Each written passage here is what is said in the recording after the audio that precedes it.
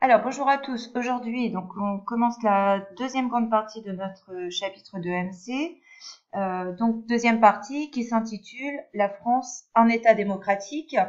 Donc, vous l'avez tous compris, l'objectif de la séance, ça va donc être de connaître les grandes caractéristiques d'un État démocratique, ce qu'on appelle les grands principes d'un État démocratique, afin de pouvoir montrer que la France est donc un État démocratique.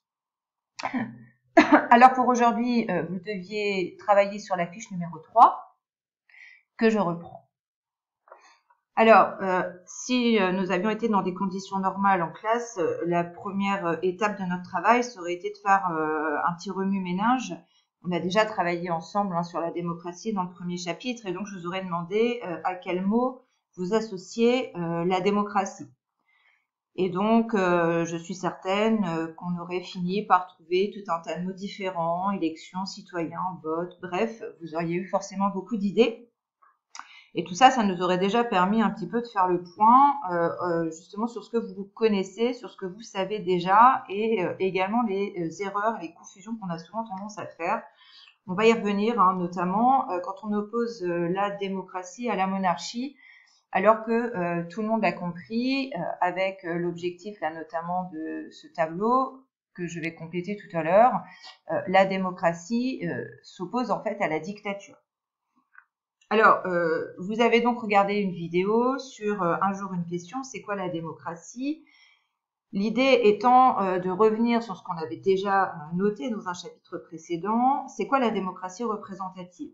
Alors, la démocratie représentative, c'est tout simple, on l'a déjà dit, c'est qu'un État qui est en démocratie représentative n'est pas directement gouverné par le peuple, mais par des représentants élus par lui. Ça veut dire que le peuple a le pouvoir, mais qu'il délègue son pouvoir à des représentants élus. On va pas refaire toute l'histoire de la démocratie. Je vous rappelle que la démocratie, c'est une idée qui est née quand même en Grèce pendant l'Antiquité, que ça vient du terme grec démos, kratos, qui signifie le pouvoir au peuple. En tout cas, c'est ainsi que Périclès, qui a vécu il y a 2500 ans, l'a défini. Donc Périclès, qui, je vous le rappelle, était donc un stratège grec. Alors en effet, à Athènes, dans l'Antiquité, on l'avait déjà vu, la démocratie était directe, c'est-à-dire qu'on avait un tirage au sort qui s'effectuait, qui permettait à chaque citoyen de prendre part au gouvernement de la cité, de la police. P-O-L-I-S. Mais on l'a déjà dit, les conditions actuelles, font que on est dans une démocratie représentative et qu'en fait ça existe déjà maintenant depuis le XVIIe siècle, puisque la démocratie, elle a d'abord triomphé en fait en Angleterre à la fin du XVIIe siècle, elle a gagné ensuite les États-Unis et la France à la fin du XVIIIe siècle. Donc en France, vous le savez, c'est avec la Révolution française de 1789 que la démocratie a été introduite en même temps que la République. Alors maintenant qu'on a dit ce que c'était qu'une démocratie représentative, on va pouvoir quand même refaire un point sur justement la démocratie, quels sont ses grands principes. Alors là, on partait donc de ce qu'on connaît, c'est-à-dire la dictature hitlérienne, donc dans l'Allemagne de 1933 à 1945. Donc dans une dictature, les libertés essentielles, on l'a déjà vu, sont supprimées. Donc dans une démocratie, c'est l'inverse. Donc on a donc la garantie des droits et des libertés fondamentales. Et ces droits et ces libertés fondamentales sont garantis par quoi? Par la loi. Et on dit qu'on est dans un état de droit. Et ils sont inscrits, ces droits et ces libertés, dans des textes officiels.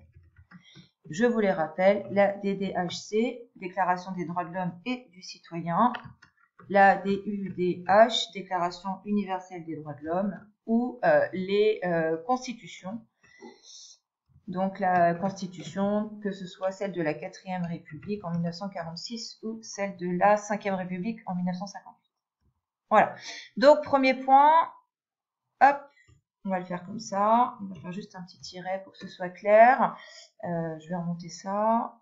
si je peux, voilà. Voilà, donc la garantie des droits et des libertés fondamentales, donc une garantie dans un état de droit. Alors, dans une démocratie, donc l'inverse d'une dictature, si les pouvoirs ne sont pas concentrés entre les mains d'une seule personne ou d'un seul parti, eh bien, les pouvoirs sont séparés. Donc, deuxième tiret, la séparation des pouvoirs. Alors, les pouvoirs sont séparés.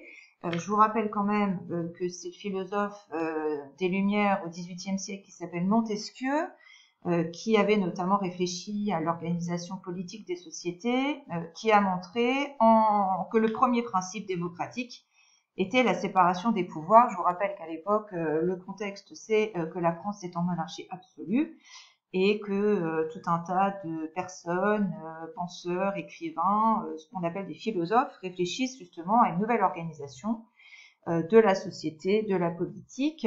Et donc Montesquieu, lui, donc, va défendre cette idée d'une séparation des pouvoirs.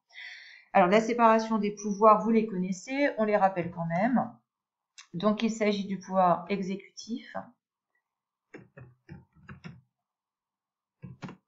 avec pas d'accent sur le E normalement. Donc c'est le pouvoir exécutif, le pouvoir législatif et le pouvoir judiciaire. Voilà. Alors, normalement, les définitions, vous les avez déjà. Je vous les redonne quand même.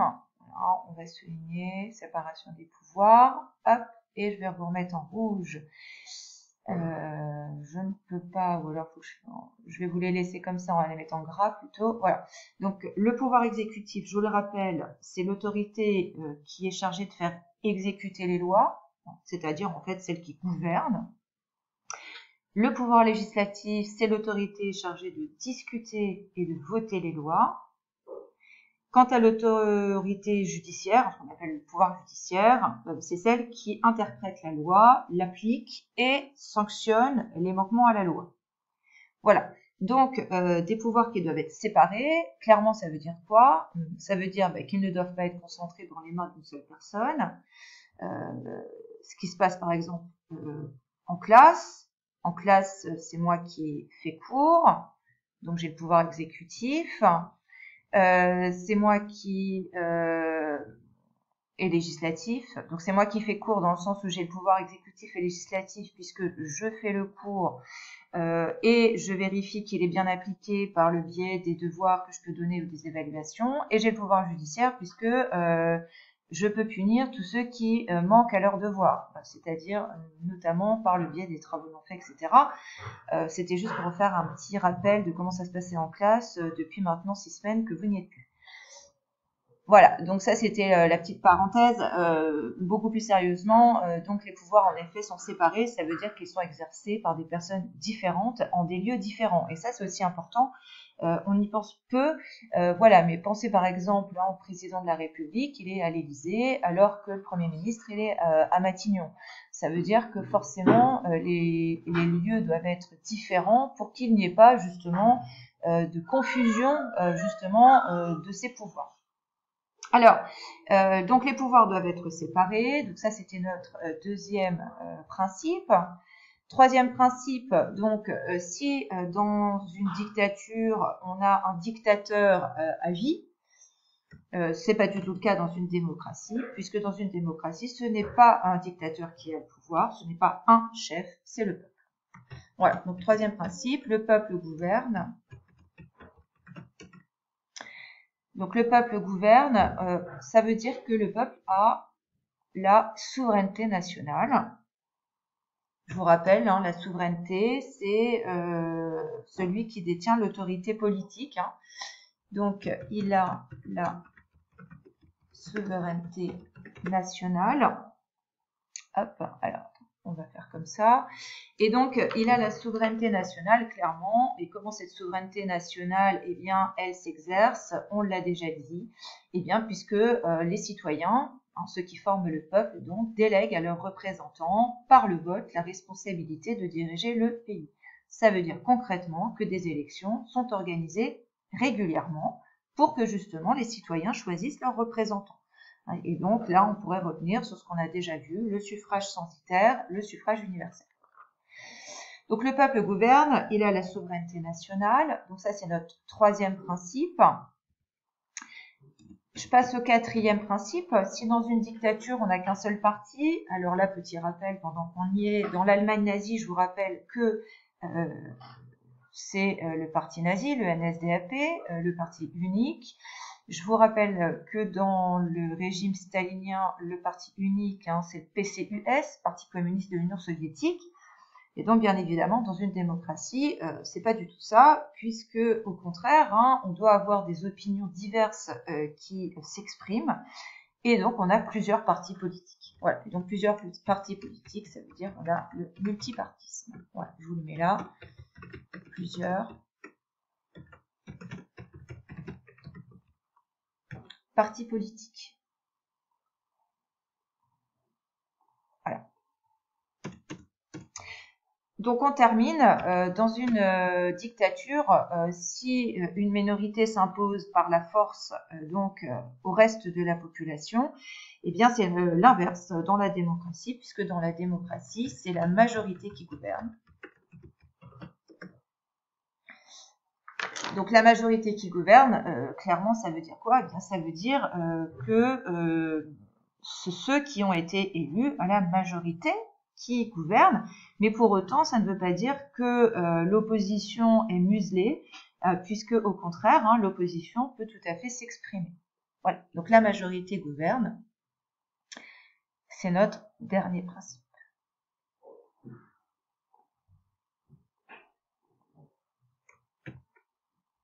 Voilà.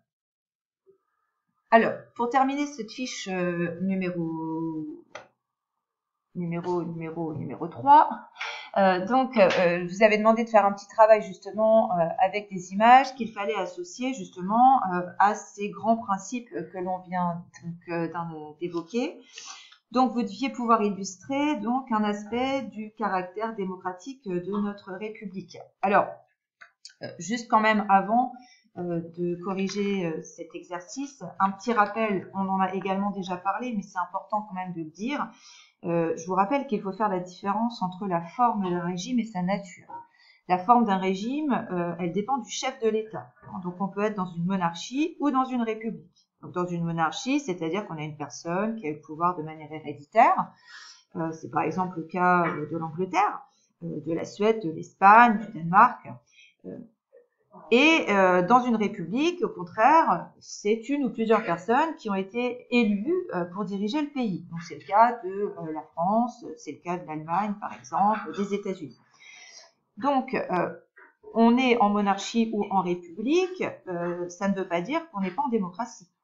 Donc on vient de le voir, la nature d'un régime, c'est-à-dire la nature démocratique d'un régime, repose sur les grands principes que l'on vient d'évoquer. Donc, une monarchie peut être démocratique, c'est le cas de l'Angleterre. De toute façon, la reine, au final, est véritablement surtout un symbole d'union nationale. Ce n'est pas elle qui gouverne, puisque c'est le Premier ministre, Boris Johnson, qui véritablement, lui, à la tête notamment de la Chambre des communes et des lords, prend les décisions, gouverne. Et donc, une république peut être démocratique, c'est le cas de la France et c'est ce qu'on doit montrer. Alors, je vais me dépêcher parce que le temps qui me reste est court. Donc, qu'est-ce qu'on pouvait noter en A? Donc, en A, on pouvait tout à fait noter souveraineté du peuple et séparation des pouvoirs. Voilà. Puisqu'on voit très bien qu'ici, ça part de la base et puis que les pouvoirs sont séparés, on y reviendra. En B, plusieurs partis politiques et donc des opinions diverses qui s'expriment. En C, donc vous le voyez ici, un suffrage qui est secret, donc égal et secret, et on pouvait aussi noter souveraineté du peuple, puisque ici c'est bien le peuple, les citoyens qui choisissent leurs représentants. En D, la garantie des droits et des libertés, puisqu'il s'agit ici d'une peinture qui représente la déclaration des droits de l'homme et du citoyen, petit rappel du quatrième. En E, des élections libres, avec toujours ce suffrage universel égal, ici on le voit très bien, puisque un individu égale une voix.